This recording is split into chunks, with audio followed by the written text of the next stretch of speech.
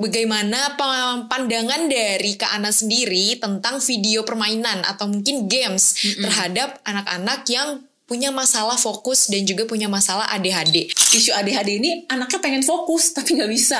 Oh, sangat baru tahu sih Kak ini. Iya. Jadi kayak kita baru tahu terkait ternyata ADHD itu seperti itu ya. Iya. Bukan yang Jadi memang penting orang tua ketika punya anak kita self care-nya harus bagus ya, karena untuk punya kesabaran sepanjang itu kita juga perlu tahu cara recharge kesehatan mental kita.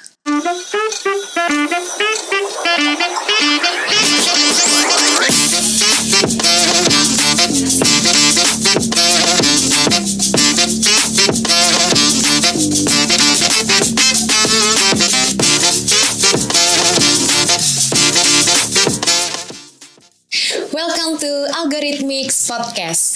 Halo, aku Mentari dan pada episode kali ini kita akan membahas tentang permasalahan fokus pada anak dan juga masalah ADHD pada anak. Sebelumnya, ADHD sendiri adalah Attention Deficit Hyperactivity Disorder yang biasanya bermasalah terkait fokus anak dalam melakukan kegiatannya. Oleh karena itu, parents dan teman-teman Algorithmics semua, Algorithmics sendiri punya program yang lagi gratis nih, bisa diikutin sama anak-anak dari umur 5 sampai dengan 17 tahun, khususnya di kelas coding. Di kelas coding sendiri, Algorithmics akan mengajarkan sebuah proyek sendiri sehingga anak akan fokus dalam menyelesaikan proyek yang telah dibuatnya. Oleh karena itu, hari ini aku nggak akan sendirian, tapi akan ditemani dengan narasumber yang pastinya udah sangat berpengalaman terkait psikolog pada anak dan juga remaja. Mari kita sambut, ini dia ada Kak Anastasia Satrio. Halo Kak Ana. Halo Mbak Tari, salam kenal. Salam kenal Kak Ana. Sebelumnya mungkin Kak Anas bisa kenalan dulu nih sama parents dan juga teman-teman Algorithmics. Halo teman-teman dan parents Algorithmic, nama saya Anastasia Satrio, biasa dipanggil Anas. Saya seorang psikolog klinis anak dan remaja lulusan Universitas Indonesia dan tahun 2024 ini saya sudah praktek di tahun ke-8. Nah, selain menangani isu-isu emosi anak, saya pribadi terdiagnosa ADHD di 6 tahun yang lalu. Jadi setelah saya lulus S2 di usia 28 tahun tuh saya terdiagnosa ADHD dan ternyata karena ADHD ini adalah kondisi neurologis, jadi itu terbawa seumur hidup. Nah, itu akan menjadi topik yang menarik untuk dibahas mungkin supaya parents di rumah bisa tahu apa sih bedanya kondisi anak yang susah fokus sama kondisi ADHD gitu Mbak Tari. Oke, sangat menarik pemateri kita pada hari ini. Nah, kita langsung tanya aja ke Kak Anas terkait fokus anak nih Kak. Yang kita pelajari hari ini terkait apa sih ADHD sendiri? Mungkin dari Kak Anas bisa kasih definisi secara umumnya dulu nih Kak. Ya, jadi mungkin banyak orang awam masih nggak paham gitu ya ADHD itu apa. Jadi kita bisa sama-sama belajar dan senang banget nih kalau di media sosial zaman now nih banyak yang bikin konten-konten tentang ADHD ataupun bertanya anak saya ada ADHD atau enggak. Nah, tadi seperti yang Mbak Tari sampaikan bahwa ADHD itu kalau bahasa Inggrisnya adalah Attention Deficit Hyperactive Disorder. Kalau ada disorder itu berarti ada gangguan gitu ya. Gangguannya itu adalah pemusatan perhatian dan juga ada hiperaktivitas atau energi berlebih. Namun kalau dalam diagnosa, jadi kalau psikolog atau psikiater itu pakai namanya DSM, Diagnostic Statistic Method, untuk ada buku panduan gitu ya kayak primbonnya buat kita mendiagnosa ADHD sendiri atau gangguan pemusatan perhatian ini. Ada 3 tipe gitu. Yang tipe pertama memang yang hiperaktif, jadi yang energinya berlebihan banget, tapi semua ini harus diukurin sama usianya. Sehingga banyak kondisi ADHD itu biasanya baru kita bisa confirm diagnosanya mungkin di usia 5 tahun, 7 tahun, usia SD itu lebih gampang. Kalau anak 3 tahun lagi suka lompat-lompat, suka buka-buka lemari, itu bukan ADHD ya. Jadi usia 3 tahun itu memang mereka lagi butuh menyalurkan energi dengan banyak hal atau berenang nggak capek-capek, itu bukan ADHD. Nah, yang gangguan yang kedua itu ADHD tipe yang hiperaktif yang pertama. Yang kedua itu yang tipenya inattention, jadi suka lupaan. Nah, aku termasuk tipe yang inattention, suka lupa. Jadi di banyak perempuan, anak perempuan atau kayak saya, kenapa sih baru diagnosa udah dewasa banget gitu ya? Karena kelihatannya cuma suka lupa atau suka daydreaming. Di kelas tuh kayak gurunya ngomong apa mulai ke yang lain, atau saya itu gampang ke distraksi sama suara gitu. Ini kan untung pas podcast suaranya nggak ada nih, tapi kalau Kalau misalnya saya suruh ngomong di tempat yang ada lalu lintas banyak, ada suara orang ngomong, itu kayak susah banget buat fokus kayak gitu. Padahal pengen. Jadi gitu kuncinya isu ADHD ini, anaknya pengen fokus tapi nggak bisa gitu. Lalu yang ketiga adalah ADHD yang tipe combined type atau kombinasi. Jadi ada kombinasi hiperaktifnya, ada juga kombinasi inattention-nya. Bahkan sejak tahun 2012 bisa ada diagnosa ADHD dan autisme pada satu anak yang sama. Gitu. Oh, sangat menarik ya Kak. Aku juga baru tahu terkait ADHD ini. Nah, dari yang tadi udah dijelasin nih sama Kak Anas, kira-kira ada nggak sih Kak faktor-faktor penyebab spesifiknya tuh kenapa sih bisa terjadi permasalahan ADHD ini terutama pada anak ya Kak? Betul. Nah, menariknya ADHD ini sendiri lagi banyak diteliti di dunia internasional karena semua negara, apalagi negara-negara dengan dana riset yang besar, itu juga lagi mencari tahu tentang ADHD ini karena dia tidak hanya mengganggu soal belajar, tapi juga mengganggu pemahaman konsep sosial, juga keberhargaan dirinya. Nah, kalau ditanya penyebabnya, sejauh sampai hari ini penelitiannya ya di 2024, mungkin nanti tahun depan ada penelitian baru, penyebabnya itu ada kondisi neurologis. Jadi ada sistem syaraf yang berbeda gitu. Makanya perlu kolaborasi dengan dokter syaraf untuk memenangani kondisi ADHD. Istilahnya itu adalah neurodivergent. Jadi orang-orang yang pada umumnya itu disebutnya otaknya neurotypical. Jadi tipikal pada umumnya. Kalau yang ADHD, disleksia, autisme tuh neurodivergent, beragam tipe sistem syarafnya sehingga cara memproses informasinya juga beragam dan unik gitu. Kalau penyebab genetiknya tuh paling utama ya. Jadi biasanya kalau nanti anaknya didiagnosa ADHD, pasti psikolog atau dokter akan tanya, Bapak Ibu ada nggak yang waktu kecil kayak gini juga? Atau bahkan sampai dewasa gitu. Dan nanti pasti akan kelihatan kalau nggak bapaknya, ibunya di keluarga tuh ada. Jadi lama-lama kita bisa bilang ini tuh neurodivergent running in the family. Jadi neurodivergent ini ada dalam keluarga. Cuman mungkin kalau dulu hidupnya jauh lebih alami ya, masih banyak kesempatan main di alam gitu ya. Pulang sekolah boleh lompat-lompat pohon, manjat pohon, ADHD-nya tersalurkan. Sementara ketika tinggal di kota besar kayak zaman sekarang, nggak banyak kesempatan explore fisik di alam, juga makanan zaman sekarang terlalu banyak gula, pemanis, pengawet gitu ya, tepung-tepungan, itu ngaruh semua ke otak. Jadi kelihatannya juga proses kelahiran sesar gitu. Jadi semua itu ngaruh ke kok ADHD yang zaman sekarang kok kayaknya ganggu banget di sekolah. Padahal mungkin yang zaman dulu juga dari orang tuanya itu juga udah punya kondisi ADHD tapi lebih bisa mengikuti adaptif dengan lingkungan lah ceritanya gitu. Oh, berarti genetik ya Kak ya? Ada proses genetik, turunan. Terus juga ada faktor tadi ya, karena ini namanya neurologis, neurobiologis. Jadi tadi apakah ada proses kelahiran yang itu membuat ketidakmatangan otak. Lalu yang terakhir saya pelajari dari ilmu namanya primitive reflex. Jadi ketika lahir proses sesar, lalu lahir tidak disusui ASI eksklusif, itu ada refleks-refleks bayi yang nggak matang. Kalau refleks-refleks yang nggak matang, otomatis dia jadi susah untuk beradaptasi dengan lingkungan. Terus juga penelitian terbaru udah menunjukkan kalau anak-anak yang ditaruh di bouncer gitu ya, itu kan ototnya dia nggak berlatih alami. Terus yang zaman saya masih kena tuh tahun 90-an masih dapat baby walker. Baby walker tuh juga nggak membantu otot-otot sistem tubuh anak tuh berkembang dengan alami. Jadi semua yang nggak alami ini memperbesar kemungkinan ADHD. Plus juga dengan makanan-makanan gitu ya. Sekarang mungkin baru tahun ini ya kerasa lebih banyak influencer kesehatan medis yang sharing betapa ultra processed food UPF itu mengganggu pencernaan anak, mengganggu fokus dan konsentrasi. Dan semua yang ada di otak kita, 80% neurotransmitter di otak itu diprosesnya di pencernaan. Jadi benar-benar you are what you eat gitu. Jadi pada anak-anak dengan kondisi yang kelihatannya udah susah fokus, ada hiperaktivitas atau gampang lupa, melebihi teman-teman seumurannya, makanan-makanannya juga perlu diatur untuk lebih alami. Oh gitu Kak, jadi dari pola makan, dari apa yang kita makan itu berpengaruh ya selain faktor genetik.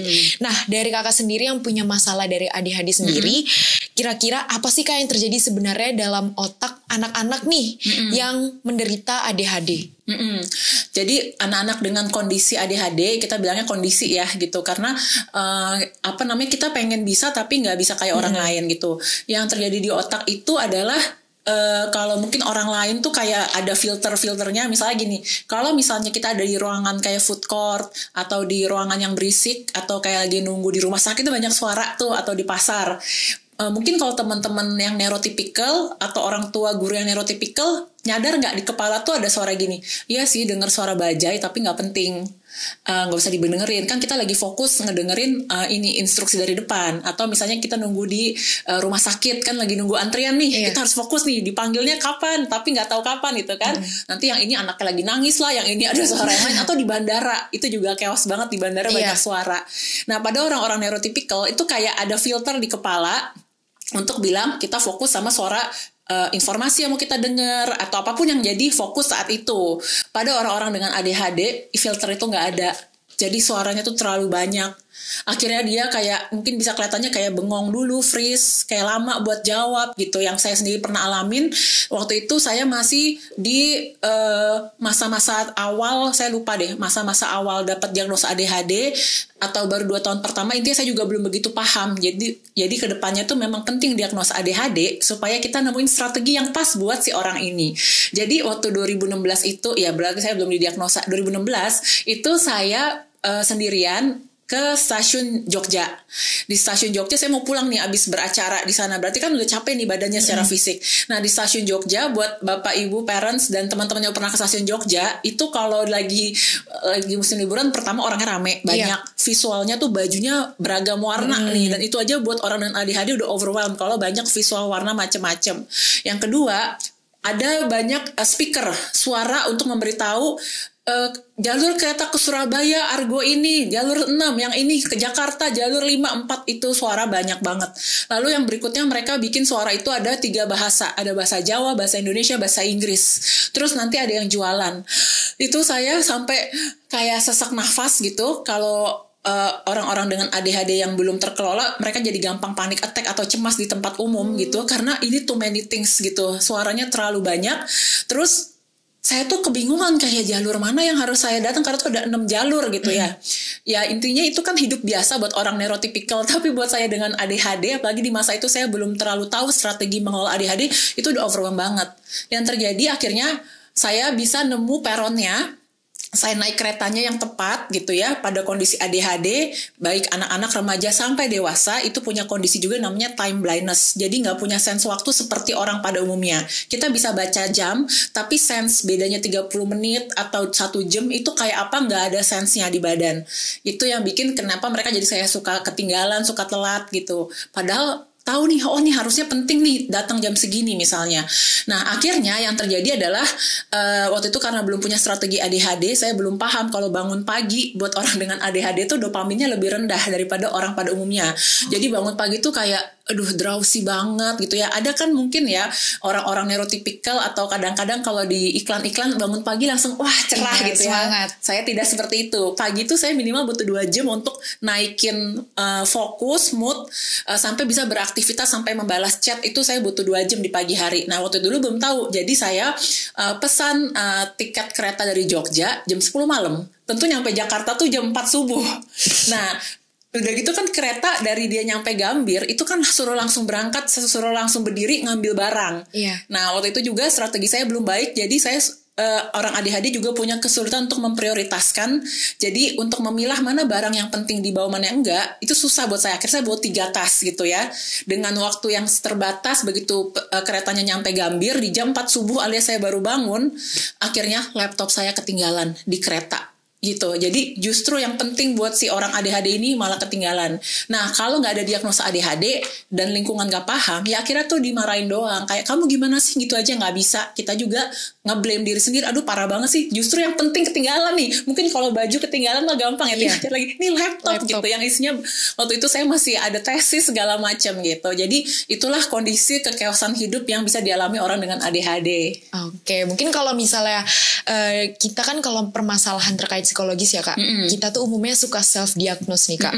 Nah, kira-kira dari Kak Ana sendiri ada nggak sih perbedaan nih, bisa jelasin ke teman-teman algorithmics dan juga parents, perbedaan dari permasalahan ADHD dengan orang-orang yang memang hanya tidak bisa fokus nih Kak. Karena kita kan suka lihat ya, ada orang yang memang bawaannya kadang dia suka fokusnya gampang terdistraksi, atau mungkin tadi yang sudah Kak Anas jelaskan terkait mudah panik. Nah, itu mungkin dari Kak Anas sendiri, adakah perbedaan dari masalah ADHD sendiri dengan distraksi biasa? Karena kan kita juga nggak bisa ya langsung self diagnose, karena kan kita kebiasaannya suka ngelihat konten sedikit nih, oh kayaknya aku ngerasa kayak gini, apa aku ADHD ya gitu. Mungkin Kak Anas bisa jelasin deh. Wah, bagus banget nih Mbak Tari pertanyaannya.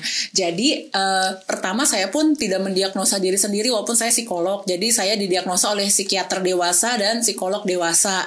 Jadi buat teman-teman yang misalnya dari konten membaca itu ngerasa kayaknya saya mengarah ke situ, please cari profesional mental health yang memang punya hak kepakaran dan mereka kuliah untuk bisa mendiagnosa. Lalu yang kedua itu adalah kondisi gangguan fokus, nggak bisa fokus tuh kayak gunung es.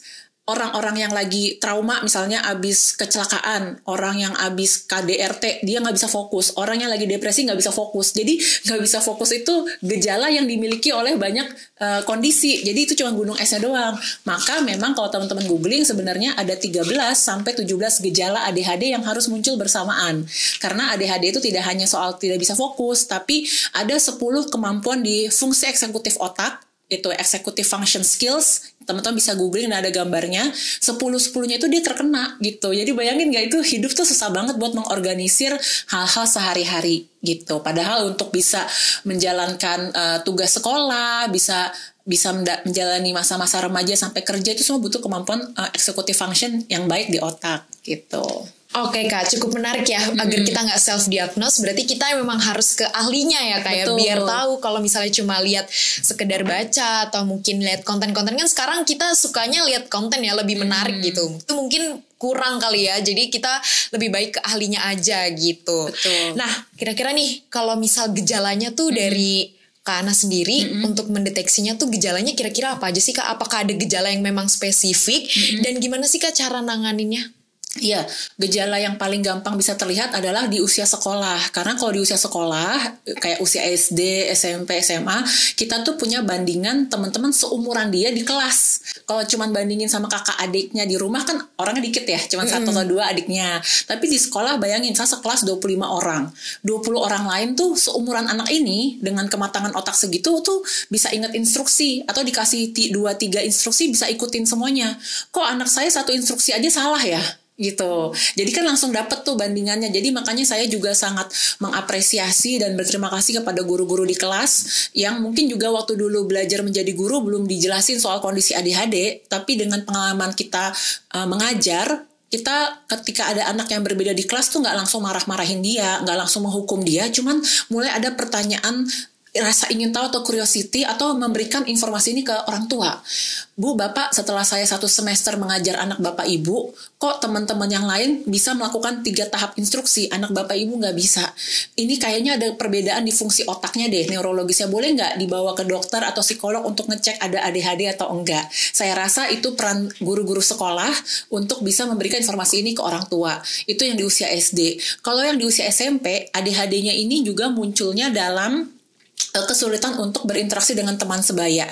Biasanya anak-anak remaja dengan ADHD nggak kesulitan berinteraksi dengan orang yang lebih tua gitu. Mereka sama guru biasanya sopan. Anak-anaknya tuh ada ADHD yang tipenya emang kayak suka melawan pelajaran di sekolah, tapi ada tipenya sangat baik, malah suka dianggapnya naif, polos, dan suka dibully di sekolah.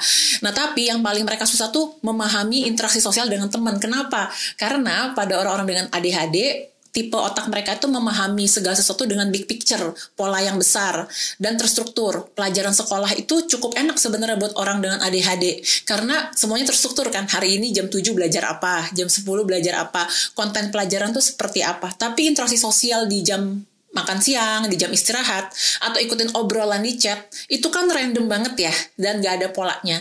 Itu yang susah dipahami oleh orang dengan ADHD. Dan juga dari penelitian terbaru, dari perkembangan otak gitu ya, dari neuropsikologi, pada orang-orang dengan ADHD, kematangan otak area depan mereka untuk area namanya executive function tadi, itu terlambat 3 tahun dari teman seumurannya.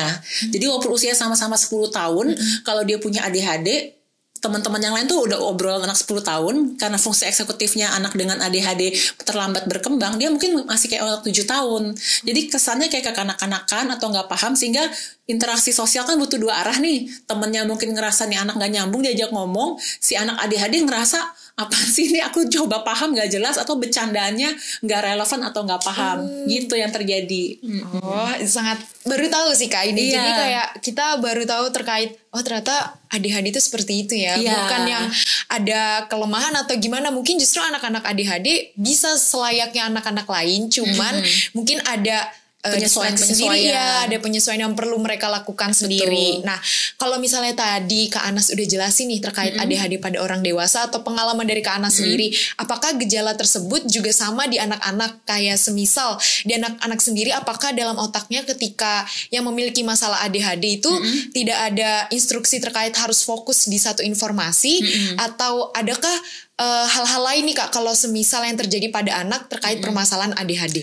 Iya, pada orang-orang atau anak-anak dengan ADHD justru mereka punya kemampuan namanya hyperfokus. Mereka kalau suka sesuatu akan mengulik dengan detail sekali. Nah, itu namanya hyperfokus. Jadi misalnya saya pernah punya klien anak-anak dengan ADHD yang suka banget Lego. Dia waktu itu umur 6 tahun. Bahkan dia bisa main Lego untuk anak yang umur 10-13 tahun. Jadi untuk Lego dia jago banget, dia ngerti banget beragam jenis Lego. Kalau main Lego itu sampai nggak bisa inget kapan mesti pipis dan makan, hyperfokus, fokus banget. Tapi kalau suruh fokusnya sama pelajaran yang dia nggak suka, itu benar-benar nggak ada sama sekali. Kan kalau orang-orang atau anak-anak yang neurotypical, kita nggak suka tetap bisa ngelakuin ya. Anak ADHD nggak bisa. Jadi itu yang justru butuh bantuan terapi untuk tadi toleransi kita terhadap hal yang nggak disuka tetap perlu ada lah ya gitu. Karena kan hidup nggak bisa ngejalanin semua yang kita suka aja. Itu yang terjadi. Jadi mereka bisa hyper fokus untuk yang mereka suka, tapi biasanya di luar pelajaran gitu. Misalnya ada juga yang dia sukanya anim, dia ngulik banget. Atau ada klien saya ADHD sukanya sejarah perang. Dia tahu banget semua sampai detail. Tapi pelajaran-pelajaran yang lain dia nggak ada. Nggak. Jadi kadang-kadang tuh jadinya ekstrim ya. Kalau suka-suka banget, nggak sama sekali. Iya. Jadi butuh sesi terapi itu untuk ada di tengah-tengah. Termasuk ini juga ngaruh ke isu emosi. Jadi kalau anak dengan ADHD dengan hyperfokus tadi, tipe otaknya intens, dia akan kalau suka banget, senang-senang banget, tapi marah juga marahnya luar biasa, marah banget gitu. Jadi itu yang kita latih. Untuk otak tuh perlu ada termometer emosi. Boleh marah 10, tapi boleh juga marah tuh tengah-tengah aja. Jadi nggak terlalu intens. Karena itu akan mengganggu regulasi emosi dia dan juga untuk berteman di sekolah gitu. Oke, kalau misal kita udah tahu nih Kak terkait misal kita ada masalah dengan ADHD gitu Kak. Lalu apa sih Kak strateginya selain mungkin tadi Kak Ana sudah menyinggung ya terkait kita harus konsultasi nih biar kita tahu strategi apa sih yang bisa kita lakuin. Nah dari Kak Ana sendiri mungkin ada tips and triknya nggak sih Kak, strategi untuk parents di rumah untuk menangani anak-anaknya mungkin yang memiliki permasalahan ADHD? Iya betul. Jadi untuk orang tua yang anak-anaknya punya kondisi ADHD sangat disarankan untuk konsultasi dengan ahli di bidang ADHD, karena nggak semua psikolog dan psikiater pun bisa memahami kondisi ADHD di tiap usia. Kadang ada yang taunya di usia anak tapi remaja atau dewasa dia nggak paham. Demikian juga sebaliknya. Dan kalau parents tinggal di daerah yang belum ada ahli tentang ADHD, sekarang kan bisa konsultasi online juga. Jadi itu penting, tujuannya adalah kita membuat rancangan intervensi buat anak sesuai usianya anak. Misalnya usia kecil itu biasanya ketika tahu ada kondisi ADHD, dia perlu terapi sensori integrasi, okupasi terapi, untuk membantu pengelolaan emosinya butuh play terapi, dan juga pendampingan orang tua ya untuk bisa memahami atau tahu cara praktis menangani anak atau parenting anak dengan ADHD di rumah seperti apa. Karena kalau kita pakai cara yang umum, pakai cara anak-anak neurotypical atau pakai cara orang tua kita dulu mengasuh kita, itu pasti nggak masuk ke otak anak ADHD. Yang ada kita makin kesel, dia juga banyak jadi punya trauma emosi sama orang tua. Aku sering dimarahin, dihukum gara-gara aku tuh lupa sesuatu atau nggak dengerin orang tua. Dan juga perlu punya mindset sebagai orang tua untuk nggak baper, karena anak itu nggak dengan sengaja bikin kita susah. Bukan kayak kamu nih sengaja ya kurang ajar sama orang tua, nggak sama sekali. Itu kesulitan di otaknya. Mirip kayak kalau kita bayangin kesehatan fisik, kayak orang lagi cedera atau patah kaki, dia pengen jalan cuman nggak bisa kakinya. Ini juga anak ADHD pengen bisa fokus, pengen bisa inget urutan kegiatan, pengen bisa melakukan kegiatan seperti orang-orang lain, tapi otaknya nggak bisa. Jadi ini bukan awalnya bukan isu perilaku, tapi isu neurologis di otak. Jadi itu yang penting parents pahami, dan juga membuat rencana intervensi. Lalu penting juga evaluasi berkala setelah terapi ya. Misalnya terapinya sudah 6 bulan atau sudah setahun, kita evaluasi dengan usia anak yang sekarang bertambah, mungkin juga perubahan lingkungan sekolah, kira-kira intervensi atau terapi apa lagi yang dibutuhkan ya gitu. Kalau di luar negeri sekarang udah ada sistem di perkuliahan, di universitas gitu, ada namanya ADHD Social Skill Training, ADHD Coaching Training gitu ya. Jadi kondisi ADHD udah dipahami sebagai kondisi disabilitas yang perlu dibantu untuk punya strateginya, bukan hanya dianggap aneh dan berbeda, bukan hanya dimarahin, tapi juga dicari cara-cara untuk mereka bisa survive di lingkungan pendidikan sampai bekerja. Bahkan sekarang di Amerika udah ada website yang memberikan akomodasi di dunia kerja untuk orang dengan ADHD gitu. Jadi kalau kita punya mindset bahwa emang Tuhan menciptakan manusia beragam, salah satu keberagamannya adalah ADHD, bukannya untuk disembuhkan ya, tapi diakomodasi untuk bisa hidup seperti orang pada umumnya gitu. Oke, sangat menarik ya Kak. Jadi buat parents yang mungkin merasa anaknya ini ada gejala-gejala yang sudah tadi dijelaskan oleh Kak Anas, bisa langsung konsultasi langsung aja ya Kak ya ke ahli yang memang bisa menangani terkait gejala-gejala ADHD pada anak. Nah, kalau tadi kita udah bicara secara spesifik ADHD nih Kak, sekarang kita mau bahas terkait anak-anak yang memang hanya kesulitan fokus pada kegiatan-kegiatan yang mereka jalani. Nah, kalau semisal nih Kak, pada anak-anak yang memang memiliki kesulitan fokus pada kegiatan yang mereka jalani, itu apa sih Kak yang ada di otak mereka dan ciri-cirinya yang membedakan secara signifikan nih kalau misal anak-anak ini nih hanya mungkin butuh sesuatu yang mungkin memang menarik perhatiannya biar nggak terdistraksi gitu Kak. Kira-kira dari Kak Ana sendiri ada nggak nih Kak penjelasan secara spesifiknya? Oke, kalau untuk fokus sendiri, pertama-tama orang tua harus punya pengetahuan bahwa kemampuan fokus anak itu hanya 2-3 kali usianya. Jadi kalau anaknya baru umur 3 tahun, itu kemampuan dia fokus mengerjakan sesuatu sampai dia butuh off itu hanya 6-9 menit. Kalau anaknya umur 4 tahun, dia cuma butuh fokus tuh 8-12 menit. Kadang-kadang orang tua bilang anaknya nggak fokus, tapi nggak paham ini ada ilmu tentang kemampuan fokus anak yang hanya 2-3 kali usianya. Jadi kalau kita sebagai orang tua atau guru mengharapkan anak 4 tahun bisa fokus 40 menit, itu kita yang salah. Karena nggak paham bahwa ada ilmu tentang fokus anak yang tadi itu. Lalu yang kedua, anak itu penting untuk kita punya kemampuan mengobservasi anak. Ada anak-anak yang ketika mencoba hal baru itu kan butuh waktu. Hanya sekedar mungkin dengan melatih mereka makan ya. Orang tua yang sudah punya pengalaman melatih anak makan, ngenalin makanan baru sama anak kan nggak sekali 2 kali. Itu butuh diulang berkali-kali. Kenapa? Karena otak anak itu kayak pemrograman komputer yang dia butuh berkali-kali repeated experience, pengalaman berulang, baru dia dan merasa nyaman, baru dia bisa mau. Jadi kita juga perlu punya mindset, emang jadi orang tua tuh capek dan melelahkan, karena untuk suatu pengalaman baru apapun itu ya, itu mungkin butuh mengulang 30 kali sampai 100 kali. Itu pada anak yang biasa loh, gitu. Jadi itu yang perlu ada di mindset kita, bahwa ngurus anak itu nggak kayak kita dulu main Tamagotchi nih buat yang generasi 90-an. Oh, sekali dikasih instruksi dia nurut. Itu bukan punya anak gitu. Anak manusia itu di tahap-tahap awal hidupnya, itu semua perlu dikasih tau pelan-pelan. Iya, kamu kesel ya? Kesel boleh tapi nggak mukul ya. Atau masa-masa anaknya suka masukin barang ke mulut. Itu mainan Lego nggak boleh masukin ke mulut. Ntar dia ulang lagi. Kita nadanya sama, itu Lego nggak boleh masukin mulut ya. Kalau Lego taruhnya di sini. Itu kadang mesti ngulang 50 kali pada anak yang biasa gitu. Kalau pada anak yang dengan ADHD maupun kondisi lain mungkin 2-3 kali diulang, maksudnya 200 kali kita ulang 100 kali. Nah, demikianlah punya anak tuh tanggung jawabnya seperti itu. Jadi memang penting orang tua ketika punya anak, kita self care-nya harus bagus ya, karena untuk punya kesabaran sepanjang itu kita juga perlu tahu cara recharge kesehatan mental kita. Bener, penting banget nih ternyata buat para orang tua untuk sabar dan juga memahami nih, kira-kira kita harus mengobservasi anak itu sejauh apa agar mungkin anak juga merasa dipahami gitu ya Kak ya. Nah, kalau misalnya tadi kita udah belajar tentang ciri-ciri terkait anak yang mungkin hanya terdistraksi aja sehingga tidak bisa memusatkan fokusnya pada kegiatan yang mereka jalani. Nah, untuk parent sendiri dari Kak Anas, ada nggak Kak strategi untuk membuat para orang tua ini bisa nih menerapkan anak-anak mereka untuk fokus menjalani kegiatan terutama pada saat proses belajar Kak? Ya, jadi memang menurut saya kondisi pendidikan di Indonesia saat ini itu nggak berjalan lurus dengan ilmu-ilmu perkembangan atau pengetahuan tentang otak anak gitu. Seringkali pendidikan di Indonesia kayak misalnya anak satu SD sekarang sekolahnya sampai setengah 2 siang. Saya nggak ngerti itu karena secara keilmuan itu nggak mungkin anak kelas 1 SD bisa sepanjang itu berfokus gitu ya. Terus juga bobot pelajarannya gitu. Jadi kita perlu mengedukasi dan mengadvokasi baik dari sistem pendidikan maupun kita sebagai orang tua untuk memilih sekolah yang memahami profil anak gitu. Karena sekarang ini penting untuk kita child focus ya gitu ya. Jadi anak saya bisanya segini, kita cari sekolah yang nyesuaiin, bukannya ditarik kayak dulu. Mau nggak mau ini kurikulum segini, mau nggak mau anaknya harus nyampe sini, itu akan nanti jadi masalah kesehatan mental buat anak gitu ya.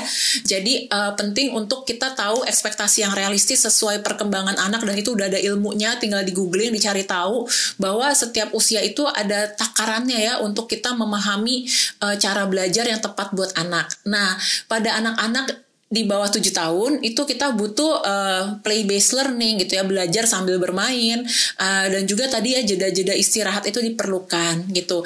Lalu juga ada tipe anak gitu ya, ada tipe anak yang emang seneng ngerjain sesuatu tuh pakai pensil, pakai kertas. Ada yang senengnya tuh dia explore, dia buka-buka, dia cobain. Nah, itu profil belajar anak juga orang tua perlu tahu. Walaupun secara umum di bawah 7 tahun semua pendekatan sensory based learning istilahnya bisa di googling, pendekatan belajar dengan menggunakan semua sensori indera mereka itu kita butuh kasih semuanya dulu. Jadi tugas orang tua tuh menemani proses belajar anak. Kalau dia nggak suka atau dia nggak bisa fokus, kita tuh harus pakai topi detektif sebagai orang tua. Kenapa ya dia tuh nggak suka sama yang ini? Kadang-kadang anak tuh bukan nggak suka sama pelajarannya, kadang dia nggak suka sama intonasi suara gurunya atau ekspresi gurunya. Atau misalnya tadi dia gara-gara adiknya baru lahir, dia ngerasa ada perubahan yang nggak nyaman di rumah, jadi di sekolah ngaruh gitu loh. Jadi kita emang ngadepin orang tua tuh, ngadepin anak tuh jadi detektif sih untuk mengetahui kondisi anak. Dan kalau rasa terlalu bingung untuk mencari tahu sendiri, itulah gunanya kita konseling ke psikolog anak. Jadi nggak harus nunggu sampai kondisi parah, ataupun kalau misalnya di luar sana masih ada stigma kalau ke psikolog tuh karena gila gitu ya. Tapi kadang-kadang buat bantu jadi detektif tuh, anak saya kok 3 bulan terakhir ada perubahan kayak gini ya, atau kok anak saya teman-teman lain bisa fokus dia nggak bisa, ini kira-kira kenapa ya? Nah, kita akan cari tahu bersama. Oke, sangat menarik ya Kak ya pembahasan kita hari ini. Nah, aku pengen tahu nih Kak, kira-kira kalau misal tadi kan Kak Anas udah menyinggung ya terkait pola belajar anak agar bisa fokus. Nah, dari Kak Anas sendiri apakah ada waktu-waktu tertentu nih Kak untuk belajar di mana waktu-waktu tersebut disarankan lebih optimal agar anak bisa lebih fokus? Kalau misal kan kalau tadi udah disinggung kalau di sekolah mungkin kurang optimal. Misal dari anak sendiri ada faktor-faktor eksternal yang memang kurang nyaman yang dirasakan oleh anak. Apakah ada nih waktu-waktu yang strategis untuk mungkin bisa jadi acuan para orang tua agar anak-anaknya bisa melatih fokusnya tuh di jam-jam strategis seperti itu? Dan apakah jam istirahat anak ini atau waktu tidur anak itu juga berpengaruh terhadap kualitas fokus anak, Kak? Betul. Jadi untuk anak-anak di bawah 10 tahun, untuk anak bisa belajar optimal, untuk anak bisa duduk tenang kayak gini di sekolah, justru mereka butuh minimal sehari 3 jam bergerak. Itu makanya kalau kita pakai logika biasa aja ya, zaman dulu nggak terlalu banyak masalah anak susah fokus karena dulu kita masih main di alam, kita bergerak dengan natural, pulang sekolah main sama tetangga, baru entar maghrib pulang gitu. Jadi dari penelitiannya anak itu di bawah 10 tahun sehari itu butuh 3 jam beraktivitas fisik. Makanya saya lebih mendukung orang tua yang misalnya kasih aktivitas fisik ke anak gitu ya. Kalau aktivitas fisiknya cukup, nanti untuk aktivitas kayak dia misalnya latihan coding atau dia harus ngerjain sesuatu dengan paper and pencil, itu pasti lebih muncul kemampuannya. Dan juga kalau dari pendekatan sensori, untuk kita nih orang dewasa bisa duduk tenang seperti ini, itu ada otot vestibular di perut yang harus sudah dimatangkan baru bisa duduk tenang. Kalau enggak, mungkin bisa lihat anak-anak yang duduknya tuh kayak slouchy, dia nggak bisa duduk tegak, itu bukan karena dia males atau dia nggak tahu aturan, itu otot tubuhnya yang belum siap untuk bisa duduk tenang selama 45 menit nggak gerak-gerak. Itu butuh kematangan otak dan otot. Jadi orang tua penting tahu bahwa gerakan fisik itu sangat sangat penting buat anak. Dan kemudian rutinitas hidup tuh penting. Makanya kenapa suka ngeliat anak jadi punya masalah fokus, punya masalah emosi ketika ada perubahan di keluarga. Sesederhana perubahan apa? Pindah rumah barengan sama naik kelas 1 SD. Pindah rumah barengan punya adik. Atau pada keluarga yang bercerai, lalu ada perubahan rutinitas itu sebenarnya yang ngeganggu anak tuh perubahan rutinitasnya. Jadi pastikan anak itu tahu jadwal hidup dia sehari-hari, baik di sekolah maupun di rumah. Lalu weekend juga ada tetap rutinitas jadwalnya ada, sehingga otak anak bisa merasa aman karena lingkungannya terprediksi. Dan kalau ada perubahan, orang tua bisa kasih tahu anak, biasanya kan kita hari Sabtu ini nih kegiatannya, tapi hari ini kita nggak bisa ya, soalnya gurunya sakit, atau harusnya kita pergi ke rumahnya nenek atau tante, tapi ini nggak bisa. Jadi semua di briefing ke anak. Kalau anaknya udah di atas 10 tahun, mulai 8 tahun lah ya, itu kita perlu diskusi sih sama anak. Kayak menurut kamu di momen kapan kamu ngerasa lebih enak buat bisa ngerjain PR? Tapi ingat sama anak nggak boleh juga kasih pilihannya yang ngikutin anak yang penting, karena dia kadang belum tahu, dia belum bisa berpikir panjang kan, executive functionnya belum terlalu develop. Jadi kita kasih pilihannya iya dan iya. Jadi kamu tetap perlu ngerjain PR nih. Kamu pilih ngerjain PR-nya setelah mandi sore atau sebelum mandi sore. Kamu mau ngerjain PR-nya setelah makan malam atau sebelum makan malam. Jadi tetap harus dikerjain, tapi ngerasa dapat pilihan gitu. Jadi memang bekerja sama ya kayak antara orang tua dan anak untuk menentukan gimana nih enaknya. Tapi sebagai orang tua juga harus ada ketegasan tersendiri agar anak ini kan belum terlalu paham ya. Jadi agar anak nggak ngerasa bisa nih bebas gitu kan. Biasanya kan kalau masih jiwa anak-anak masih kayak kalau aku kayak gini pasti mama atau bunda ngebolehin nih gitu. Padahal belum tentu kan Kak, cuman mungkin dari orang tua mungkin ada opsi-opsi terkait gimana sih sikap-sikap yang perlu diambil untuk memahami anak. Nah, kalau tadi kita udah belajar tentang kefokusan anak, lalu permasalahan-permasalahan dan gejalanya seperti apa. Sekarang kita mau ngebahas nih Kak, bagaimana pandangan dari Kak Ana sendiri tentang video permainan atau mungkin games terhadap anak-anak yang punya masalah fokus dan juga punya masalah ADHD. Apakah itu efektif sebagai alat bantu terutama pada anak-anak dengan masalah ADHD dan sulit fokus nih Kak? Iya, jadi penggunaan video permainan itu juga sekarang banyak dipakai untuk intervensi ADHD. Kebetulan bulan lalu saya baru pulang summer school dari Belanda, dan di sana udah menggunakan teknologi visual video untuk membantu masalah-masalah anak.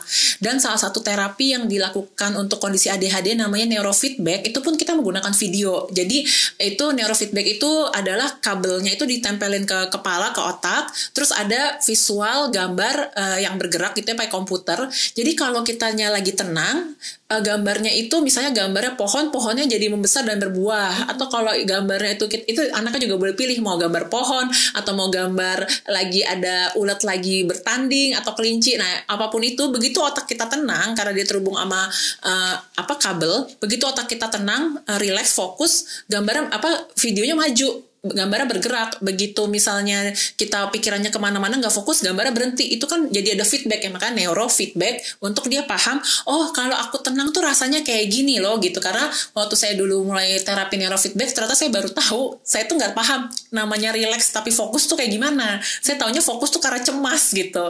Penting banget ya dari pengalaman ini. Nah beberapa intervensi dengan brain based learning itu juga menggunakan pendekatan video. Nah tinggal nanti kita atur durasinya. Karena pada anak dengan ADHD ya hampir pada anak semuanya ya, video itu penting atau teknologi penting ya untuk zaman sekarang, tapi nggak boleh terlalu lama. Misalkan kita bikin 30 menit istirahat dulu, nanti lanjut lagi, atau 15 menit istirahat dulu. Jadi penggunaan video sih sangat bisa membantu, tinggal tadi penggunaannya seperti apa, jenis videonya seperti apa, dan bahwa dengan kita riset dengan pendekatan yang sekarang, kita bisa menggunakan video itu untuk kebaikan anak, bukan hanya sekedar gara-gara video jadi nggak fokus sih, tapi gimana dengan video malah bikin dia lebih engage, jadi dia lebih berminat untuk belajar. Oke Kak, berarti harus secara bijak ya penggunaan dari video tersebut. Nah, tapi kira-kira Kak ada nggak sih Kak resiko dan juga apa juga sih manfaat dari video permainan tersebut atau games-games tersebut? Pasti kan bergantung dari jenisnya dan gimana sih cara untuk menanganinya. Nah itu dari Kak Ana sendiri, apakah ada nih kira-kira gimana sih dari video tersebut, apakah ada risiko dan juga ada manfaatnya? Jadi video buat anak itu biasanya adalah video yang ada isi ceritanya. Jadi dia kan butuh tahu nih, misalnya tolong dong bantu si tokoh ini untuk dia cari jalan pulang, atau dia perlu masukin bola ke keranjang. Jadi ada bertujuannya. Yang kedua penting diketahui adalah orang-orang atau anak-anak dengan ADHD itu kan kekurangan dopamin. Jadi ketika mereka ngerasa dapet reward pas main game, itu membuat mereka ngerasa senang gitu. Itu kan yang bikin kenapa anak zaman sekarang bisa kecanduan game, karena itu dopamin rewardnya cepet banget dibandingin belajar pelajaran sekolah. Makanya harus tadi diatur durasinya dan penggunaannya. Jadi kita bisa menggunakan video itu untuk meningkatin dopamin, tapi secukupnya. Semua hal dalam hidup butuh secukupnya gitu ya. Tapi juga tadi bertujuan, dan juga ada video-video yang misalnya sambil dia main tuh dia harus bergerak juga. Jadi melibatkan kebutuhan fisik anak terpenuhi gitu. Oke. Nah, selanjutnya kita akan bahas nih Kak terkait pendekatan psikologis dan terapi. Ini kayaknya dari Kak Ana sendiri pasti udah sangat hafal ya untuk mengedukasi kita di sini. Nah, kira-kira dari Kak Ana sendiri gimana sih Kak terapi perilaku dapat berperan terhadap anak ADHD untuk membantu fokusnya mereka nih Kak? Ya, nah ini juga hal yang menarik. Kalau dalam dunia penelitian itu kan nggak ada kebenaran mutlak ya, dan kita akan terus meneliti. Kalau dari penelitian terbaru yang saya dengar dari kemarin summer school di Belanda, justru pendekatan hanya terapi perilaku itu kurang efektif untuk membantu anak dengan ADHD. Karena itu ibaratnya jadi kayak dia harus dibentuk kayak anak neurotipikal ya, misalnya duduk gitu kan, atau misalnya ambil ini 5 kali gitu. Padahal anak ADHD itu tadi pemikirannya big picture, dia perlu tahu why-nya, kenapa saya perlu ngelakuin ini. Dan butuh pendekatan emosi juga, dan juga saat ini yang dari dunia internasional yang melihat lebih efektif untuk penanganan anak dengan ADHD adalah memperbaiki relationship orang tua dengan anak, parent-child relationship. Jadi membantu orang tua untuk bisa tahu cara connect secara emosi yang aman, menyenangkan dengan anak, tidak dengan mengancam-ngancam. Itu akan lebih efektif membantu anak-anak dan remaja dengan ADHD gitu. Jadi terapi perilaku biasanya perlu dilihat seperti apa pendekatannya. Kalau pendekatannya udah lebih ekspresif, udah lebih ramah, dan fokusnya ke relationship, masih nggak apa-apa dipakai. Tapi kalau hanya kaku kayak kita ngeprit satpam, suruh ngelakuin sesuatu, suruh lompat-lompat nggak jelas, itu kayaknya jangan deh buat dengan anak dengan ADHD, karena mereka tuh banyak yang IQ-nya tinggi. Anak dengan ADHD menghadapi orang dengan IQ tinggi, why-nya, kenapanya itu perlu banget dijelasin dan masuk ke otak mereka. Iya Kak, jadi memang harus antara orang tua dan juga anak, maksudnya sama-sama ya Kak ya. Jadi nggak cuma anak aja nih yang dituntut harus paham ini secara cepat, tapi orang tua juga berperan memberikan pengertian gimana anak ini bisa fokus dan juga bisa paham dengan apa yang mereka lakukan. Nah, kita berlanjut terkait tren dan juga penelitian terkini nih Kak. Apakah ada penelitian baru yang menunjukkan adanya hubungan positif antara permainan dan juga peningkatan fokus pada anak dengan masalah ADHD? Apakah ada nih Kak contoh konkretnya yang mungkin penelitian terbaru sekarang, kan apa-apa sekarang udah teknologi nih Kak. Jadi dari Kak Ana sendiri melihatnya apakah ada hubungan yang positif antara video permainan dengan membantu fokus anak-anak dengan masalah ADHD? Oke, karena kebetulan saya juga certified play therapist, jadi saya juga punya pengalaman mendampingi perkembangan anak, terutama di aspek emosi perilaku lewat bermain.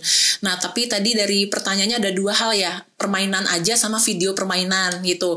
Kalau yang permainan aja itu masuk ke tadi sensory based learning, karena kan lewat bermain langsung itu kan semua indera kita dipakai ya, kita pegang sesuatu, kita mendengar, terus kita mencium aroma tertentu, terus kita mencoba ngerjain sendiri. Nah, itu ketika kita tangannya bergerak, itu langsung sinaps di otak tuh terbentuk gitu. Kenapa sih kalau buat orang-orang tuh pernah baca penelitian kalau kita menulis langsung sama menulis di iPad itu kita lebih ingat kalau kita nulis langsung gitu. Tapi kalau nanti mungkin butuh penelitian terbaru, karena buat anak-anak yang Gen Z sekarang mereka lebih canggih nulis di iPad gitu kan. Itu satu. Nah, video permainan tadi tergantung isinya seperti apa dan bagaimana tuh digunakan untuk membantu anak tadi ya dapat feedback gitu. Bahkan yang saya pelajari waktu kemarin di Belanda, mereka menggunakan video permainan untuk membantu orang-orang, bahkan orang-orang dewasa dengan kondisi Down syndrome untuk memahami interaksi sosial. Jadi harusnya di masa sekarang kita bisa terbuka untuk menggunakan video-video maupun juga mengevaluasi penggunaan video ini untuk permainan anak dengan ADHD, supaya bukan membuat mereka menjadi kecanduan atau mendapatkan efek-efek yang buruk, malah si video ini bisa kita pakai untuk memaksimalkan potensi mereka. Nah, jadi tergantung pemakaian juga ya Kak ya. Nah, dari Kak Ana sendiri apakah ada saran nih buat parents di rumah terkait penggunaan video permainan ini dapat digunakan secara bijak sehingga dapat berdampak positif nih Kak dalam meningkatkan fokus anak dalam melakukan aktivitas sehari-harinya mereka? Ya, kalau karena video permainan ini hal yang baru dan banyak yang suka ngeklaim kalau orang atau satu produk udah overklaim, itu justru hati-hati ya, karena otak anak tuh kayak otot, dia butuh waktu untuk diproses gitu ya. Jadi misalnya kita udah lihat nih ada satu video permainan yang bagus, kita perlu cari tahu nih evidence base-nya, penelitian yang dilakukan apakah mengkonfirmasi itu gitu ya, atau buat kita ya udah yang penting ini dia happy, lebih relax pas ngelakuin aktivitas ini. Jadi kita sebagai orang tua yang perlu melindungi anak dengan mencari video-video permainan yang sudah dievaluasi dan memang dia evidence base sudah membantu anak, dan juga perhatikan durasinya, karena tadi ya ini ada isu mata, makanya sekarang banyak anak yang butuh kacamata karena terlalu lama di layar blue light itu kan berbahaya. Jadi ya tadi 15 menit jeda atau 30 menit jeda, dan juga penting ketika anak bermain, setelah itu kita jadi sarana ngobrol nih, tadi video permainan yang kamu lakuin tuh tentang apa sih, kamu hari ini gimana mainnya, seru gak gitu-gitu. Jadi apapun yang anak lagi lakukan di sekolah maupun dengan video permainan, gunakan itu sebagai sarana orang tua ngobrol dua arah sama anak. Nah, ini yang menurut aku perlu digarisbawahi sih Kak. Kadang orang tua ketika udah ada kemudahan yang disediakan, itu malah itu bukan jadi sarana ngobrol, malah asik sendiri. Betul. Mungkin dalam mindset sekarang ketika anak dikasih video permainan seperti itu akan anteng gitu kan Kak. Dan malah nggak ngobrol sama orang tuanya. Padahal jelas-jelas walaupun adanya teknologi, itu malah jadi harusnya sarana di mana orang tua bertanya nih apa yang anaknya lakukan. Sehingga dari fokus anak tersebut dapat terlatih, oh tadi aku habis main ini, terus jadi bisa berbagi juga sama orang tuanya. Kalau tadi kita menyinggung tentang orang tua, sekarang tenaga pendidik nih Kak, untuk guru sendiri gimana sih Kak cara memanfaatkan video permainan tersebut bagi para tenaga pendidik atau guru sehingga nantinya bisa berperan secara efektif dalam meningkatkan fokus anak Kak? Iya, nah ini kayaknya penting buat tenaga pendidik gitu ya, apalagi penting ada pelatihan-pelatihan dari pihak-pihak yang membuat video untuk membantu guru-guru, karena kita lihat anak zaman sekarang itu lebih mudah engage atau tertarik dalam belajar ketika kita menggunakan teknologi. Jadi daripada kita memakai cara pendekatan zaman dulu untuk memaksa anak zaman sekarang paham, karena mereka kan digital native ya, bagaimana kalau kita menggunakan teknologi atau video untuk membuat mereka tertarik belajar gitu. Saya sendiri juga dosen, jadi saya juga banyak menggunakan video-video untuk kita proses diskusi di kelas. Jadi sekarang itu justru mindset kita adalah cara belajarnya kita sesuaikan, proses belajarnya kita ganti dengan hal menarik di zaman sekarang, saya dengan video. Yang penting nanti tujuan akhir dari proses belajar ini adalah mereka paham, mereka mengerti, mereka bisa menganalisa. Dan yang kita butuhkan di Indonesia, kita itu kan peringkat ke-69 untuk kemampuan kognitif berpikirnya, dan udah ada data bahwa rata-rata IQ orang Indonesia itu 78, padahal IQ normal tuh 90, jadi lebih banyak yang di bawah rata-rata kan. Sehingga kita tuh punya isu untuk membantu critical thinking berkembang di anak-anak, harus punya namanya higher order of thinking skill, HOTS, itu yang sekarang menjadi isu di dunia pendidikan gitu ya, sejauh yang saya tahu gitu. Nah, penting juga guru-gurunya itu juga melatih higher order of thinking kita, kreativitas, critical thinking lewat video dalam mengajar, dalam membantu anak-anak untuk engage, supaya anak-anak ini juga di masa depan mereka tuh jadi sumber daya manusia Indonesia yang punya kemampuan berpikir yang tinggi, bukan cuma sekedar Indonesia dilihat cuma sebagai market konsumtif tapi nggak punya critical thinking gitu. Oke, nah kita balik lagi terkait ADHD sendiri ya Kak. Kira-kira jangka panjang dari anak-anak dengan permasalahan ADHD ini seperti apa? Kan kita tahu ini bukan kelemahan ya Kak ya. Maksudnya ini adalah kondisi di mana yang harus diakomodasi. Betul. Gitu. Nah kira-kira dari Kak Ana sendiri, apakah ada dampak jangka panjangnya nih Kak dari anak-anak dengan permasalahan ADHD? Iya, tampaknya dengan semakin banyak anak dengan kondisi ADHD dan orang tua, orang awam, guru makin paham, aware ada kondisi ADHD, kedepannya justru akan makin terbuka kesempatan pada anak-anak dengan ADHD, dan kita harus mengerjakannya secara kolaboratif, baik dari dunia pendidikan, saya dari bidang psikologi maupun kesehatan, juga nanti merambah ke dunia pekerjaan gitu ya, karena di tahun 2027 sudah dicanangkan oleh pemerintah Indonesia bahwa semua sekolah harus menjadi sekolah inklusi. Kondisi ADHD kan termasuk inklusi. Nah, bagaimana menyiapkan guru-guru, sistem pendidik, tenaga pendidik untuk paham bagaimana mengakomodasi anak dengan ADHD, itu satu. Lalu yang kedua, yang tadinya mungkin 1 dari 100 anak dengan ADHD sekarang makin kecil, 1 dari 20 anak, 1 dari 10 anak ada kondisi ADHD. Dan kemudian kita mempersiapkan di tingkat SMP, SMA, kuliah, bagaimana kalau nanti di universitas ada yang kuliah dengan kondisi ADHD sampai ke dunia kerja. Nah, kedepannya adalah justru perubahan itu dimulai dari ya di lapangan realitanya ada anak dengan kondisi ADHD. Mereka nggak bisa dibikin seperti anak neurotipikal, tapi mereka punya potensi luar biasa. Bahkan kalau di negara-negara maju, orang-orang yang punya perusahaan, CEO itu justru mereka punya ADHD. Karena mereka punya ide-ide yang belum kebayang sebelumnya, ide-ide mereka kreatif banget, energi mereka besar banget untuk melakukan banyak perubahan. Jadi ini kan potensi luar biasa, namun cara mengajarnya harus kita sesuaikan. Jadi semoga ini menjadi ajakan bersama di masyarakat di berbagai bidang untuk kita sama-sama menjadi masyarakat lingkungan pendidikan sampai dunia kerja yang ramah dan aman buat anak-anak dengan ADHD. Karena kalau enggak, orang-orang dengan ADHD yang tidak terdiagnosa, yang tidak mendapatkan bantuan dari lingkungan, tidak mendapatkan stigma malahan, itu lebih rentan mengalami kondisi bunuh diri karena mereka sangat frustasi dengan kondisi mereka. Jadi penting kita menjadi masyarakat yang lebih inklusif, salah satunya adalah semakin mengakomodir kondisi anak, remaja, dan orang dewasa dengan ADHD.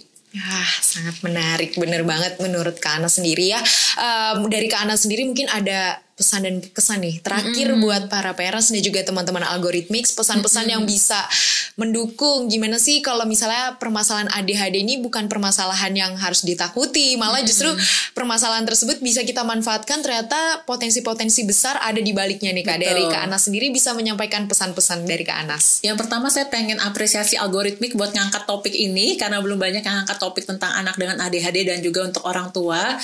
Jadi semoga saya berharap kita semua bisa semakin terbuka mencari tahu dengan informasi-informasi terpercaya tentang kondisi ADHD, karena saya percaya knowledge is power. Dengan pengetahuan yang tepat kita bisa membuat perubahan, kita bisa membuat cara-cara belajar yang baru dengan video, dengan segala macam, dan juga memperhatikan kesehatan mental kita sendiri sebagai orang tua, pendidik maupun anak dengan ADHD. Karena tadi kalau kita mindsetnya mulai mengembangkan tentang keberagaman, ya inilah realita keberagaman yang Tuhan ciptakan pada manusia, dan tadi potensi mereka luar biasa. Mari kita temukan potensi mereka dan fasilitasi perkembangan potensi mereka dengan kegiatan-kegiatan yang bermanfaat di usia anak sampai remaja. Keren banget sih, kita bisa apresiasi buat Kak Anas yang udah bersedia nih mengedukasi kita, karena aku juga baru pertama kali sih Kak tahu ADHD secara langsung, karena selama ini cuma tahu dari sekilas karena sekarang lagi heboh-hebohnya kan Kak. Setiap aku nge-scroll tuh pasti ada terkait ADHD atau mungkin penyakit-penyakit atau penderita-penderita psikologis lainnya gitu, dan ternyata kondisi-kondisi tersebut bukan bisa kita bilang penyakit, malah justru di baliknya banyak potensi-potensi yang ternyata malah dengan masalah seperti itu bisa dimanfaatkan menjadi potensi yang lebih bagus gitu, lebih optimal dengan anak-anak seperti itu.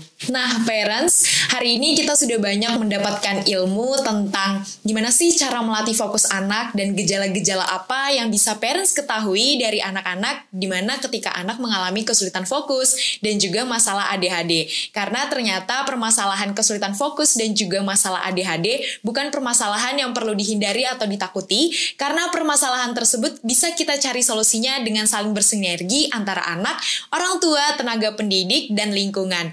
Oleh karena itu, Algorithmics punya program yang sangat menarik, yaitu adanya free trial class, yaitu kelas coding pada anak usia 5 hingga 17 tahun yang dilaksanakan secara gratis. Untuk parents dan juga teman-teman Algorithmics yang tertarik, bisa langsung klik link di deskripsi ya. Aku Mentari dan juga aku Anas. Kita pamit undur diri, sampai berjumpa di Algorithmics Podcast episode selanjutnya. Dah.